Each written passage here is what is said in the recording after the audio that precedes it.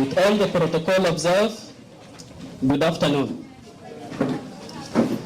Let me start my presentation by extending my heartfelt gratitude to everyone in this hall for making it to this book launch event. Your Excellencies, government and former government officials,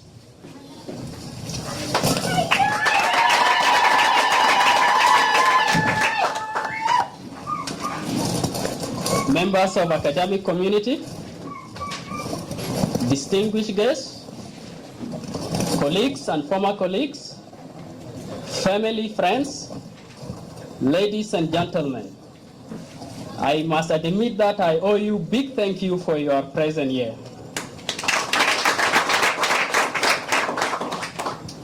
Your presence is a testament to your unwavering support to the diminishing literary culture in our nation, this of South Sudan. In my presentation, I will take you through three key thematic areas. First, I will take you through the motivation, the journey that brings us to the event of today, the book launch. Secondly, I will give you a little test of the book. And finally, I will conclude with the challenges. Your Excellencies, friends, ladies and gentlemen, to be honest with you, the idea to have this book was not originally mine in its entirety. It emanated out of a conversation with a number of friends during a youth event in 2021. In 2021, as a youth, we organized an event to celebrate the legacy of those who gave their life for the liberation of South Sudan. And in that celebration, one of my friends and longtime media colleague, who is now turned politician, serving as a county commissioner and SPLM chairperson of this county, Pachala South, recommended that I should write something about our heroes who fought for the liberation of South Sudan. So the original idea was to have a compilation of biographies, and that's how it started. If I could recall, in the summer of that year, I had my first interview with General David Ukwer, who is a veteran of Anyanya 1. I also conducted several interviews with several generals, including Stephen Ubud, and including Uncle Philip Tonley, who is not with us today.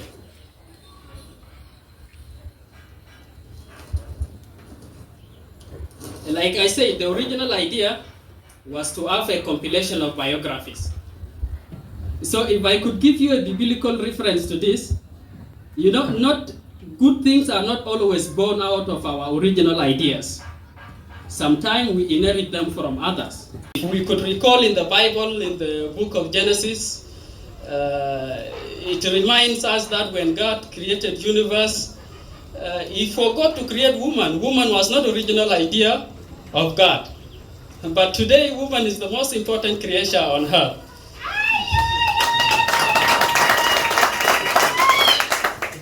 Yeah, after I was done with compilation of biographies, I was like, I think something is missing.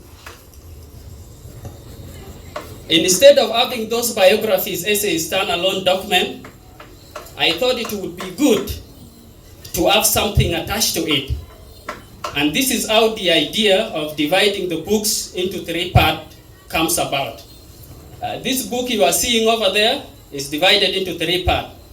Part 1 talks about the ethnography and geography of the Anuak people.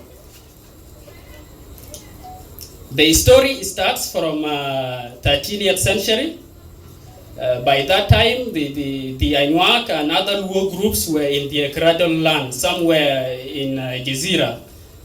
Then they move all the way to Bahr el Ghazal. Then from Bahr el Ghazal, they move up to their current land in Pachala and Akobo counties of Jonglei State and the Greater Pibor administrative area.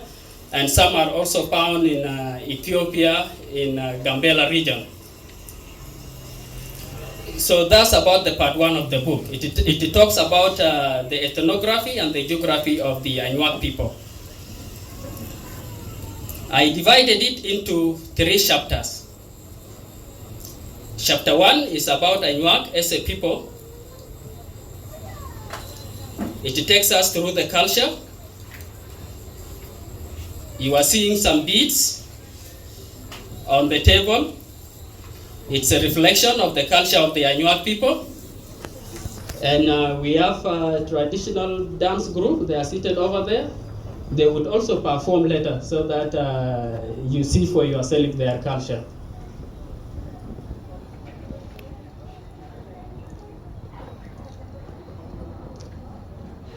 Chapter 3 of the book talks about the significance of the land. As we all know, Anuak lies along the borders with Ethiopia, and their land was a sanctuary during the Anyanya 1, during Anyanya 2, and during the SPLA War of Liberation. So chapter 3 of the book talks about the significance of the land. I will not take you through the details because you have the books with you, and if you don't have a book, you will get a copy after the program. Part 2 of the book is a collection of biographies from the colonial era to post-independence era in South Sudan. And one important story contained in that chapter is the defeat of British by the Anuak War of 1912. Much is not said about that, but I think it should be remembered that it is our contribution as a South Sudanese participated in the World War I, but little is said about that.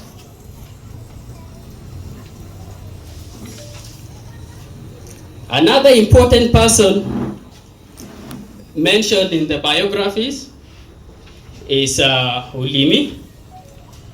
Of course, we all know about Ilemi Triangle. It is now being contested by Kenya, by the government of Kenya as theirs.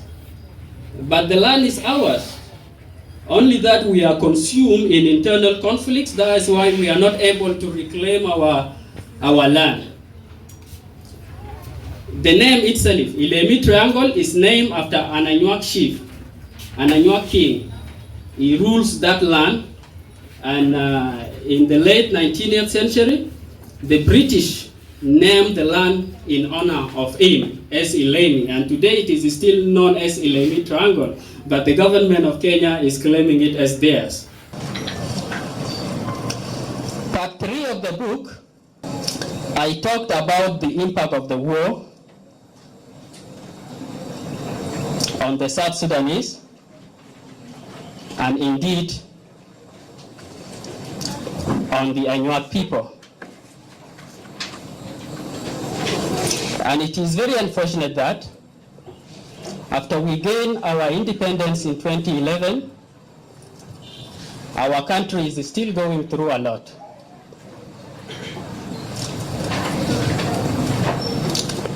Many people are still living as refugees because they are not able to live in their ancestral land, either due to insecurity or else their land is occupied or claimed by others.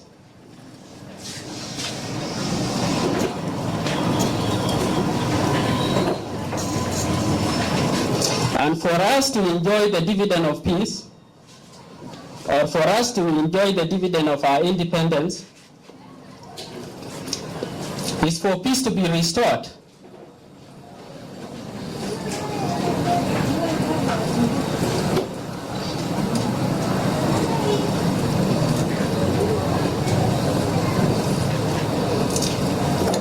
Because our problem, if I can summarize, because I will not talk much about part 3 of the book. Our problem are only 3 things.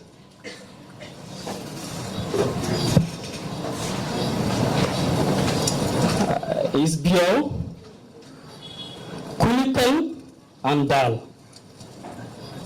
And among the Al-Khazal Dinka, there is this saying that Dalaki Majokit. I think this is what we are seeing today. Because after having gained independence in 2011, there is no reason for South Sudanese not to enjoy the dividend of independence. And the reason is simple, because of ignorance. Because of time, I will not talk much. I will maybe interact with you later during the Q&A session. Thank you very much. May God bless you. You see, our problems are 3 things: Bal, Kubiao, Kukuyugan, ignorance. So I have also speak Dinka. Because he said it clearly in Dinka. Bal is Dinka. Bio is also Dinka. Kulikan is also in Dinka, and he's original Anuak, by blood, by birth, Kuluriaja. Mabruk. For what has been said before by the master of ceremony, really, this is a very important intellectual work. It's a research he has done, and I'm happy that he was able to translate this research into a book form. Because in this form, it really will be there for ever, I would say. I am encouraged that young people are taking up the pen. They are taking up the pen in order to be able to put their ideas, the knowledge, and whatever they have acquired through research on paper. They have generated ideas, they have generated the knowledge, and they have put it on paper to be in this form as a small book. This is a small book, but really what it contains can go into volumes, because it contains a lot of knowledge, He has only condensed it because maybe of time and because he was, or resources. But otherwise, it's a very important book because it tells the history, the people, the struggle, and all that we could say about the Anuak people. It wouldn't matter much. It wouldn't matter how people write on the subject. There will always be different shades of opinion and interpretations. You see, if you look at this book, the stories, untold stories of the liberation struggle. In 2015, Elder Johnson, the first special representative of the Secretary General, wrote a book which is also as the same thing, South Sudan, the untold story. And while she was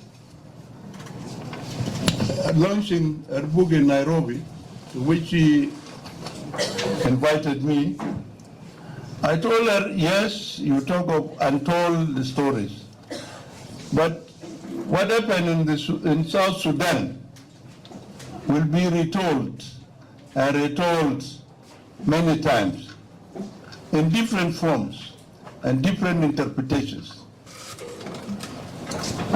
He has just told you about now what would become a diplomatic and even a political crisis between Sudan, South Sudan and Kenya over the Eleni Triangle.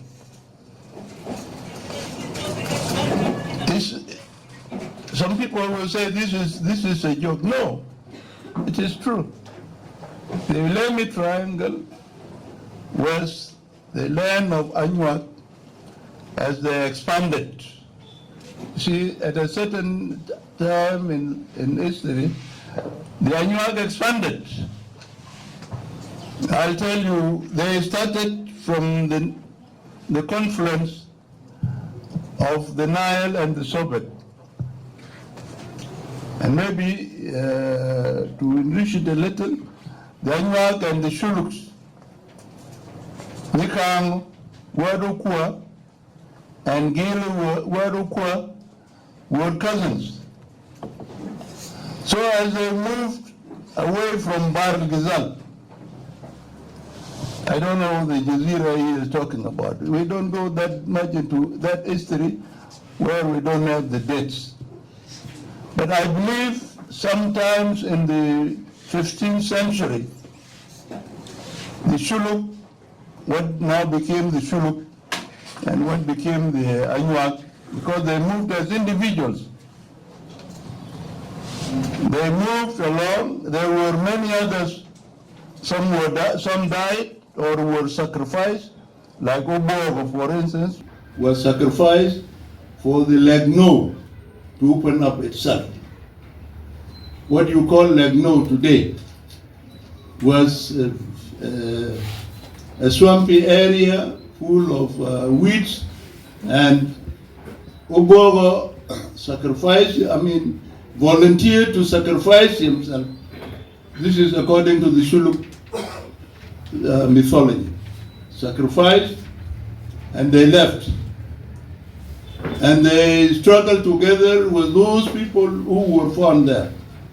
The Shuluks called them Utang Dirim, the black people who were found on the Nile. The land was not empty. And as they moved further north, they met a lot of people, and it was fighting. Now, at the confluence of Sobet River and the Nile, Gilo said enough was enough. He did not want to go further to the north. And the Anuak, he with the people with whom he is interest, they branched to the east. This is not captured in the book. But if you see all the settlements from the Obang, which the people of Jungle claim now to be Pihi, was an Anuak settlement. Obang, you go all along, Banglai, Abong, Adong, Galatian, all these areas are Anuak settlements. Because sometimes in the 17th century there was a quarrel between them and their cousins, the Shulu. And it was a war, and that led to the migration, eastward migration of the Anuak. This was during the reign of Rat Ocholo Wadag. That time, and the Shuluks still have memories of that, because it created a situation The last war which was fought in a place called Opetji. Oh, I hope you know this. Opetji. Opetji is the swamp just west of the Malakal airport. Huh? Yes, west of Malakal airport. Opetji means people were there, you know, corpses of people. Huh? And it was a terrible sight. So, because the war became very rough, very destructive, because one Shuluk man told the king that the Anyuaks were fighting with their princes. Anyuak Nyaka Nyemeben with their princes. So all the Shuluk princes were mobilized to go and fight. And many of them, of course, died.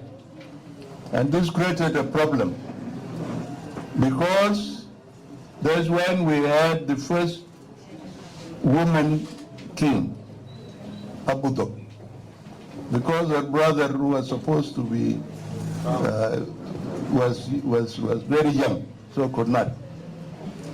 So our history, the history of the Shuluks and the Anyuak was linked at that stage until they moved eastwards and occupied all these areas along the Baro, what you call now the Baro, Openo, Bagilo, Akobo. These are all Anyuak names, huh? Even Pibor River.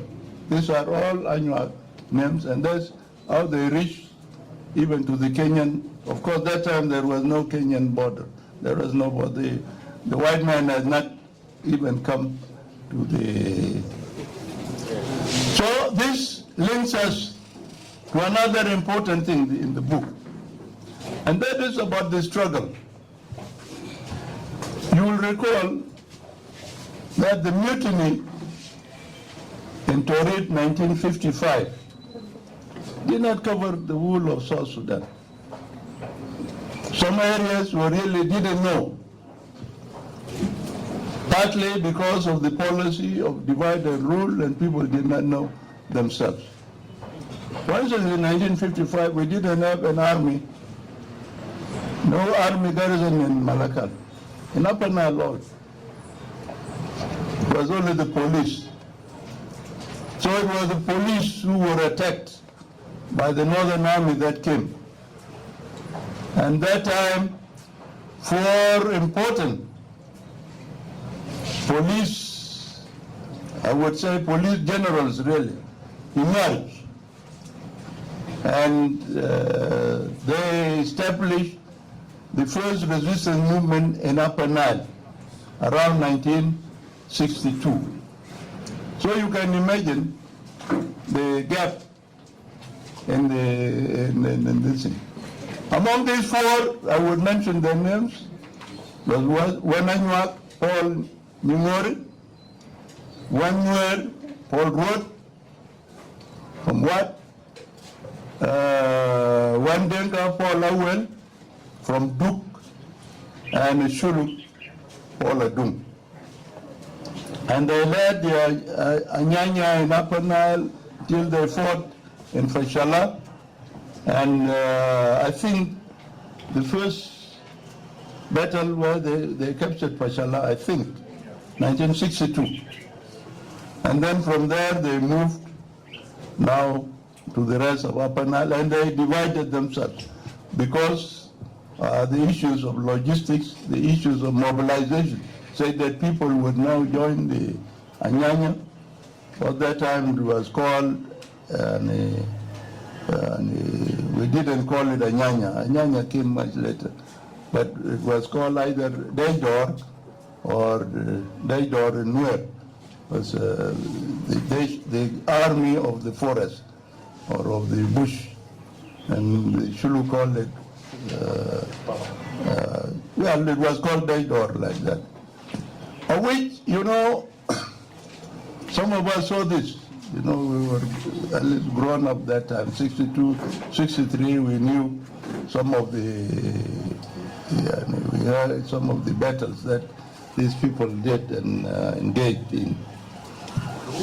But that was the time they didn't have weapons. So you would see that you would have one rifle, and mostly it was this, what they call Chaldo, the Italian made rifle, and they would try to fix the ammunition of Washara, so that they can be able to fight. So behind one rifle, you would have 10 people who are called data. You know, in the rear, those who would now follow. If somebody, that guy with the rifle is shot, then the other one will take the. So this, I think, is not captured in the book. We also talked about, of course, the biographies of the veterans of the Anyanya and also of the SPLM war. And I think he left out one very important person, another Anyuak important man, Philip Obangujwai. And I think you need to put him. He was a very important man in Sanu, and then became an ambassador later, and later joined the SPLA. We buried him in Ajwara in 2005. So he's an important person that should be included. It's part of the history of the Anyuak people. I know many people are squinting because they didn't like Urujwai, but this is a fact. He's a brother, an elder, and a man whom also we should there were people, of course, like Atali Yastok, who was later executed by the SPLM. Because I would say he never made any really wrong thing. But the fact that he and Francis Jago declared that they had captured Pashala or liberated Pashala in 1986, I think became a crime. Because what they should have done was to write that to the leadership of the SPLA that this we have captured and so on. But then later also, because Jago, of course, escaped to Khartoum and died there, Atali joined hands with what was called the reactionary officers of the SPLM under the leadership of late Arok. And I think was for that reason that Atali got framed and was executed for that. I think I will stop here.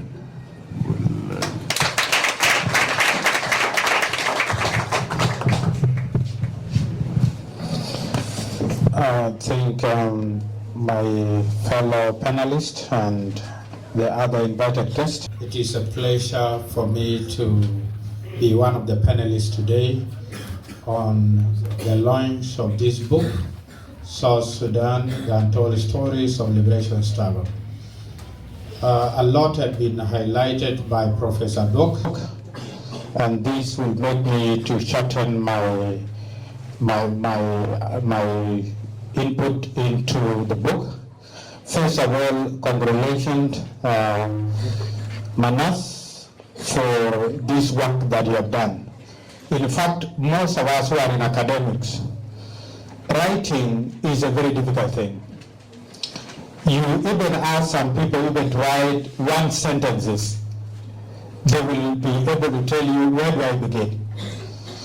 And one time, when I was doing my master's, I began putting something together, and the professor that was my supervisor, I asked, where do I begin? He said, Abraham, I cannot tell you where to begin. Then I said, now how will this writing be? Because in fact, writing is not like mathematics where you said 1 + 1 is equal to 2. Writing needs a lot of creativity. So my professor told me one thing, which I think this is what Manas has done. He said, Abraham, for you to write something good, you must at least put something down. And when you have written something down, look at that thing upward. You'll be able to see whether it is going to the right direction or to the wrong direction. Share what you have written with other people and you'll be able to get what you have done.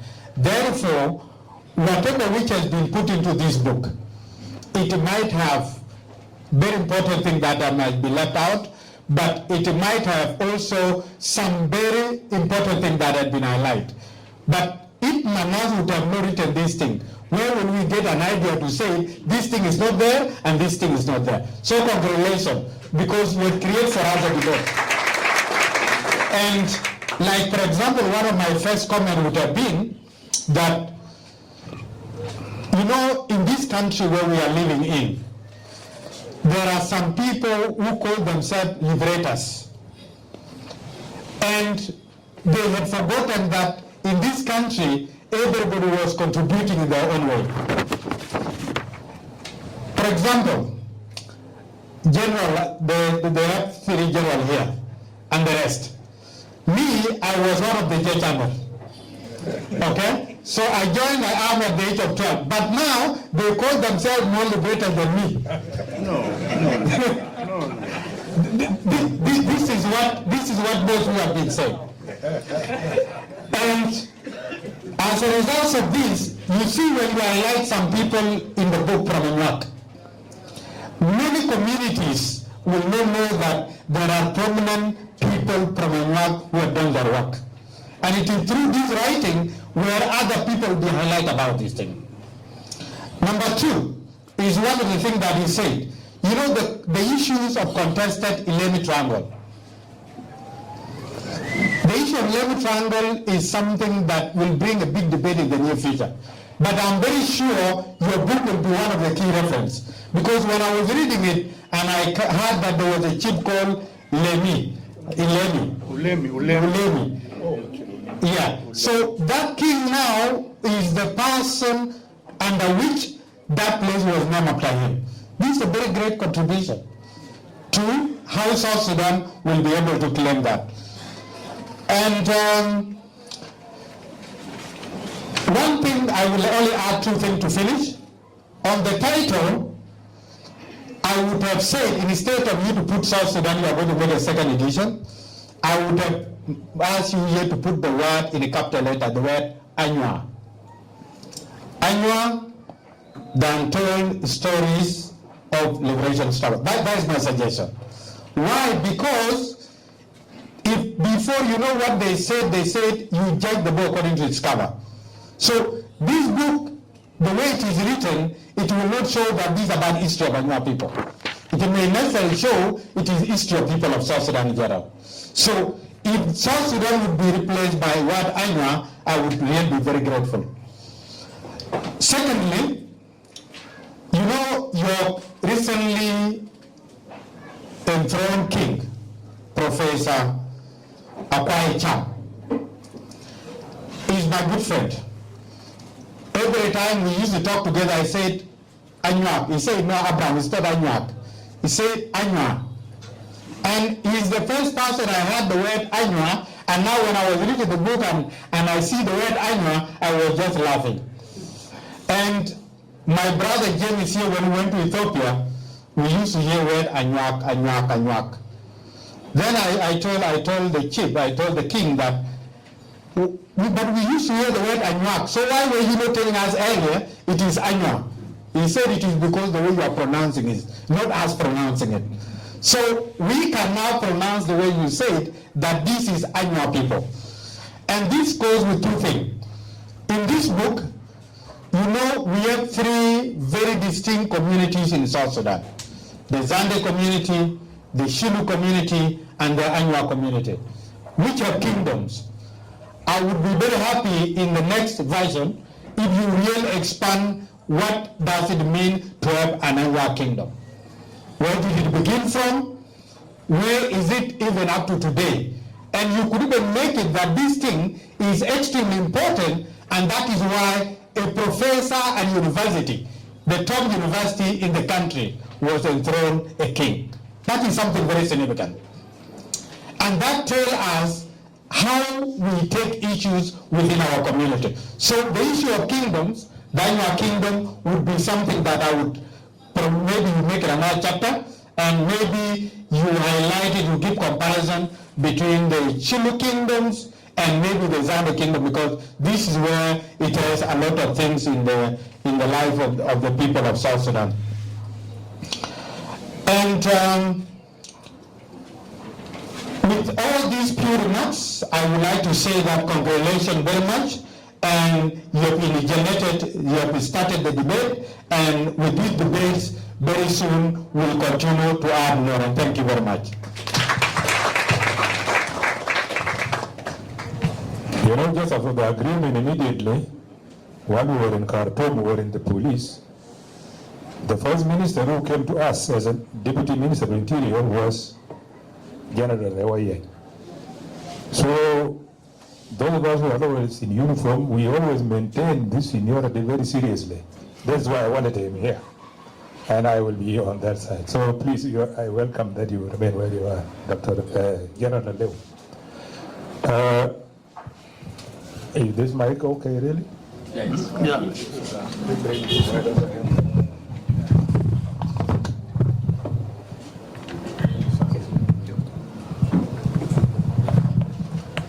Yeah, that's a good one.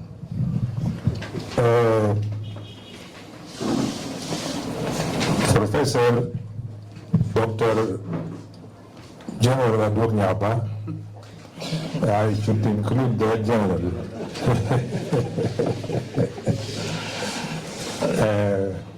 Associate professors who are with us here, the whole panel group. It is always a very difficult thing to talk after the professors and the academia, these very senior people. When they talk, and when you come and talk after them, you will never know what word to say. Because they will always consume one very language and one very grammar and one very professional language. And for people who are just officials like us, it will become really very difficult and very hard. But I'll try my best.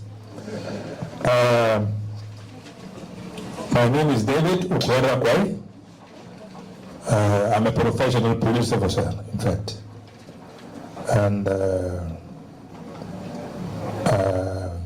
as he mentioned here in the book, Manas Jonas, that I was in Anyanyawan, that is true. I was in Anyanyawan when we were very young people. At that time, there was no colors. There was no red army with us and white army with us. We were just Anyanya. We were very young Anyanya people, and we were in the bush. Then they sent us to Addis for education. And we had our education there, completed our seniors, and went to colleges and universities in Addis. I would like just to say this briefly because you will need to know who is this David Ukwera who has been with you all these years. In 1970, Joseph Okwam, who became the leader of Apernal, came to Addis looking for his students. I was among the first students to leave my university and come back to the bush in 1970. We came to the bush. That's when we were sent for training for what they call signal corps. So that is just something brief about myself. Manas James, I would like to appreciate you very much for having taken up this pain of writing a book. If you could recall, whenever I have meetings with Denmark youth, wherever I get them, whether in the church or on occasions, I always advise them to write books. My first advice always to the young people is that please, you must write history. Because mainly about Anuak people. Thank God that we've got now Manas, who thought of writing a book about Anuak people. Southerners are always asking, why are there no Anuaks in the government? I'm not talking about the political side of it, no. I'm talking about officials of the government. Teachers, whatnot, doctors, and all that. The simple reason is that in the 60s, when the war broke out in Upper Nile, all the Anuak intellectuals who were in the universities and who were in the colleges and who were in intermediate, they all left to the bush, where the majority of South Sudanese colleagues took the way northwards towards Khartoum, where they had their education properly, and we were having our education in Anyanyawal, in the bush. So in fact, we lost most of our colleagues at that time. Secondly, while we have no people now who are actually officials, especially people of my age and those maybe younger than me, is because when the agreement was signed, we, the Anuak officers who were in the bush, did not agree with the agreement. We did not accept the agreement. Because it was 1970 when the friends from the Middle East came to us and gave us arms to fight the war. So we were the first group to receive the guns through Ethiopia. So we were having a strong belief that we would liberate South Sudan, not through agreements, not Council of Churches. But that is what happened. So when 72 came and we lost our commander, who was just Wakwan, of course he was killed just a few days before the agreement. We all departed from the headquarters of Anyanya.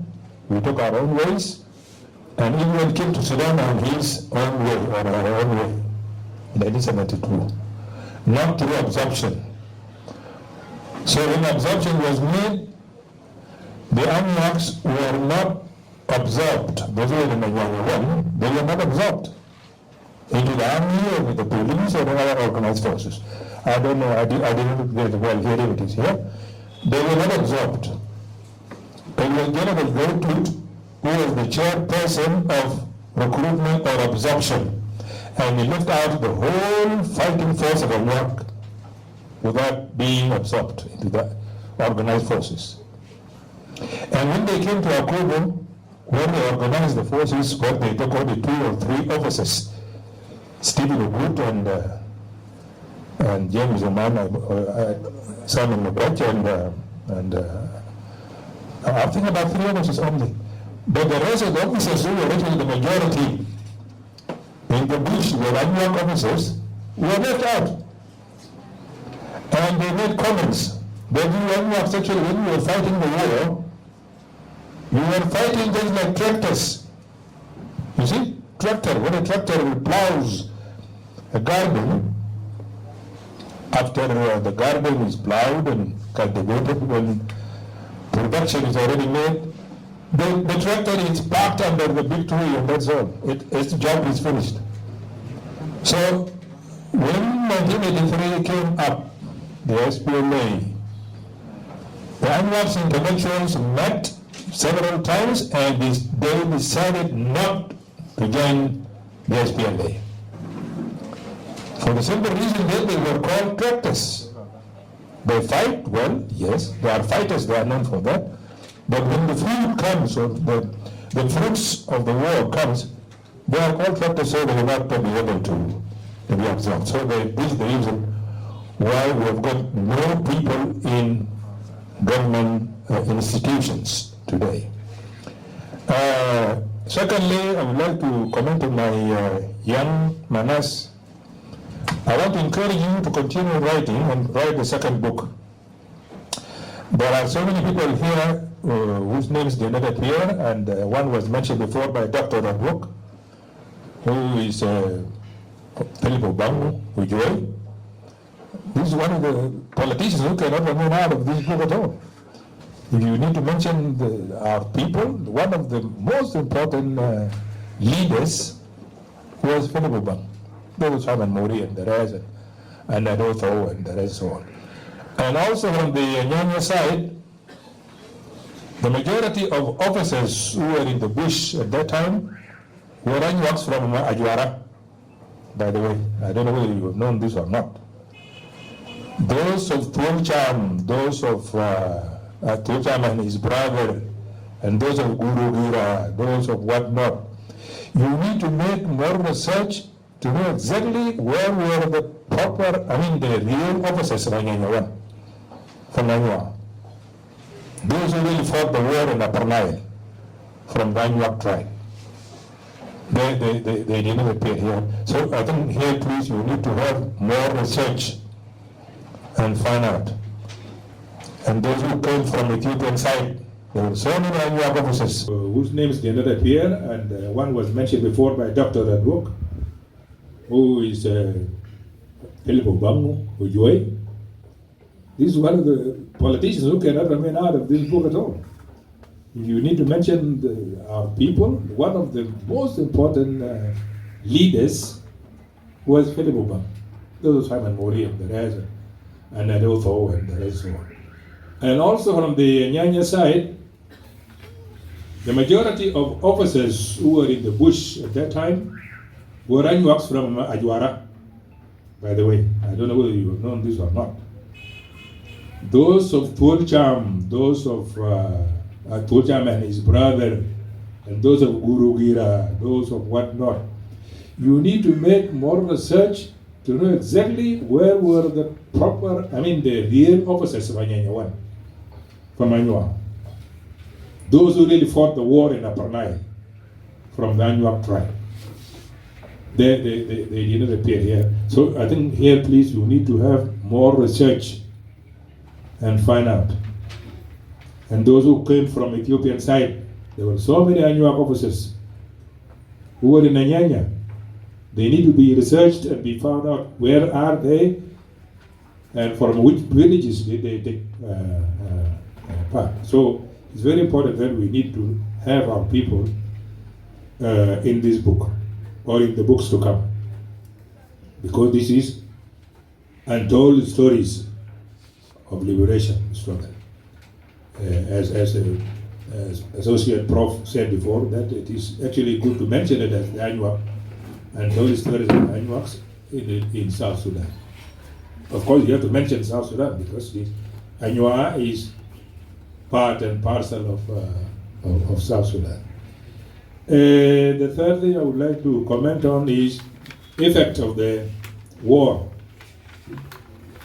in the Anyuak community. The effect is so severe and so serious that the community has suffered a lot. It has dwindled. It has migrated. You can see that Anyuak left Akobo. Akobo is an Anyuak land. Counting all these areas. Today, if you ask the young people about Akobo, they will not tell you that it belongs to Anyuak. They will say it belongs to the Nuers. But no, it belongs to the Anyuaks. Whether the Anyuaks were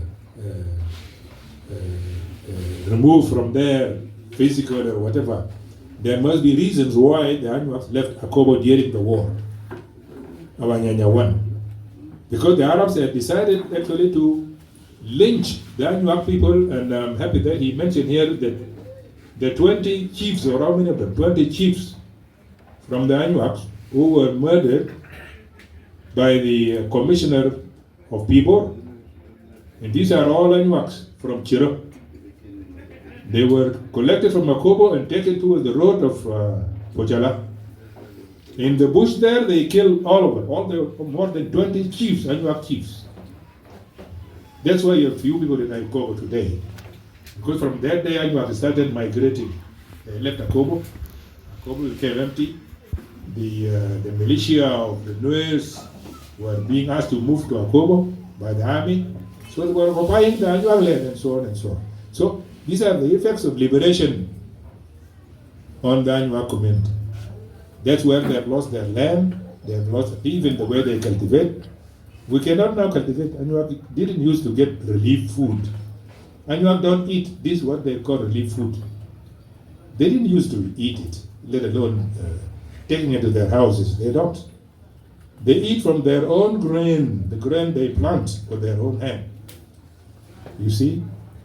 Even when Dura used to be taken from Bor and Malakal by lorries to Pibor, when Dura was taken to Pochara one day, the Anyuas came and they were touching Dura.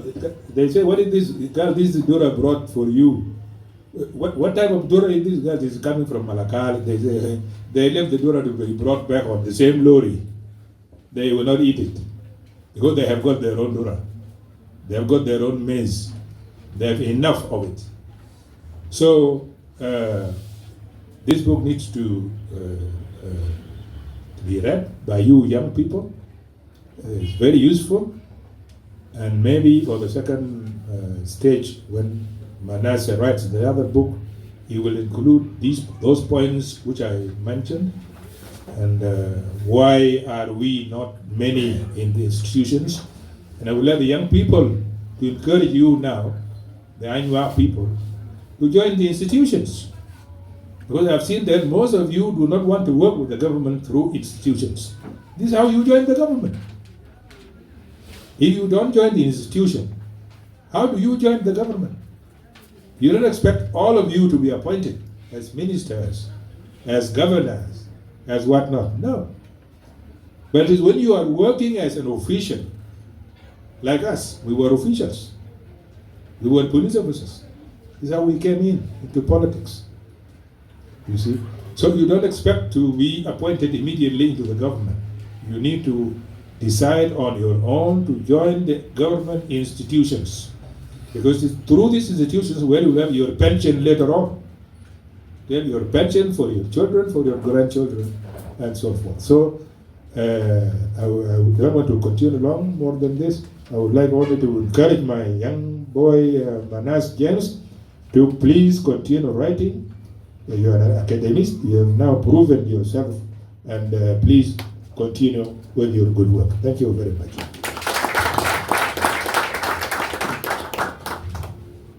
Say congratulations, Manas. Given your age and experience, of course, age goes with experience. One would not think that this book, the content in it is generated by you. So, and I think in this book, I have not written all literatures in South Sudan, but if this book may not be the first in the area, it may be the second. And thank you so much. This is a very good content. My role as a panelist on the book launch would first look at the structure of the book, look at the content, the substance, and look at the observation of literacy principles. But a book was supposed to be given to me some few days ago, but unfortunately I just got it a few minutes ago. But within a few minutes that have gone, I managed to look at the structure. I want first to begin by saying, talking about the references. Well, you have said this is the content is as a result of research. Interviews were conducted, books were read, and indeed you have given a bit of literature. And I think the literature, compared with the content, literature is not sufficient enough to generate all this wealth that is found in the content of the book, in all the chapters that you have talked of. I would also want to suggest that next time in the second edition, we look at, as a point of acknowledging the elders whom we have interviewed, because the content, of course, is not from you. You putting it together, yes, it's you, but information is generated from these elders and senior politicians. So at least acknowledge them in the references. You might have acknowledged them in acknowledgement, but I would suggest you as point of giving them further credit is to also use them in the annex of the book. Then then on the picture, so this is, if you ask who are these one, then you would say this could be soldiers, but soldiers carrying gun, carrying which flag, trying to raise a flag, and I think it's about South Sudan independence, and it says a little about who are these pictures, who are the faces. So I would suggest that you put pictures with the faces, South Sudanese faces. And if you can put some pictures of Anua people, at least this can be very good, and it can be a very good contribution. I think that is it. On the title of the book, I think the untold stories of liberation struggle.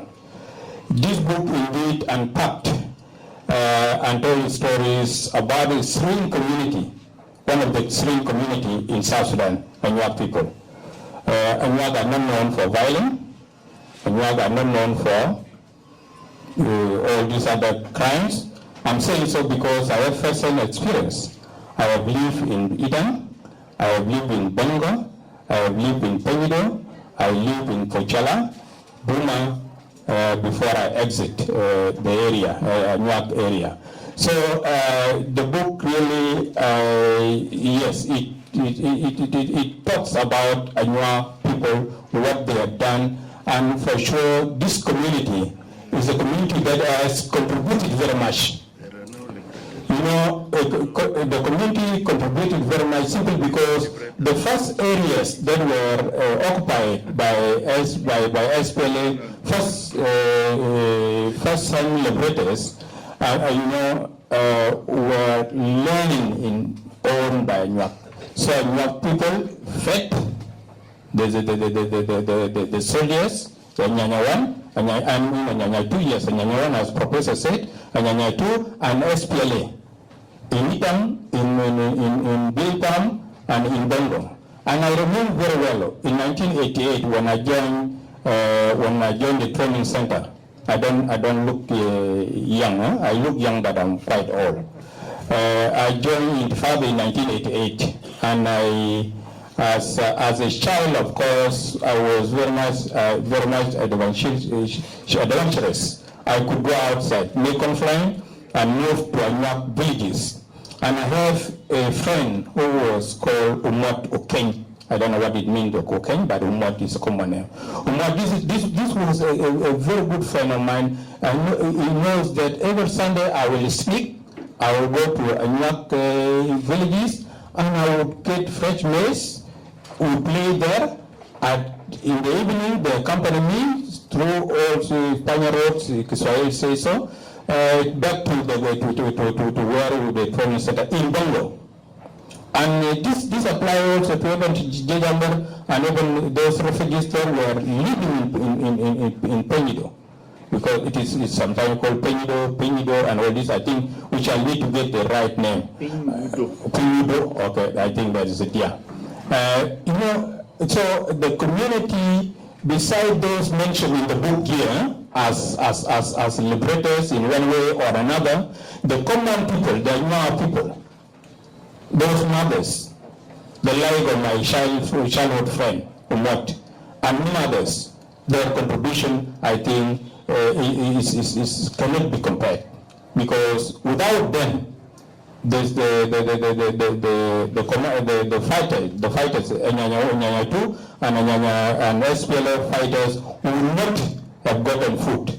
And I know the way we spread their maize as Jejamar then, and in Pochala, I think Dr. Abon can attest to this. You see, when we came to Pochala, there was no food literally. It was out of the hospitality of people of Pochala that sustained the numbers that were there until relief food came in. So this is a contribution, and I think in my own judgment, the book unpacked the testimonial accounts of these great people who are peaceful, people who have nationality, their countries in their, and you know, a number of communities, I would say, selfishly stole the liberation, simply because of some numbers. I would say Cholo, we say because of the numbers of the numbers in the liberation war, one would say that the majority, the big numbers were coming from Cholo, from Nuer, from Dinka. But this community, I think, sacrificed, and the sacrifice is not acknowledged. And I think this will be the first acknowledgement of this community. So I appreciate the content of the book, I appreciate the effort, and I appreciate all that you have given. My last comment, maybe to be captured in this book, is I think we need also to go back to the leadership of the community itself. Dr. Abraham mentioned the king. But I think also there were those traditional leaders that live in those areas. I believe they were Ethiopian. Talk of Bongo, talk of Pochala, not Pochala, Punigo, I mean other areas there. I believe they were. I think in one way they stood with the people and they stood with the liberation of South Sudan simply because of the color of their skin, simply because they have brothers on the other side of the country. So thank you so much, and I think I will offer myself next time to be a reviewer of the second edition. And I think given your age, I think this is a very big contribution to the literature. Thank you so much.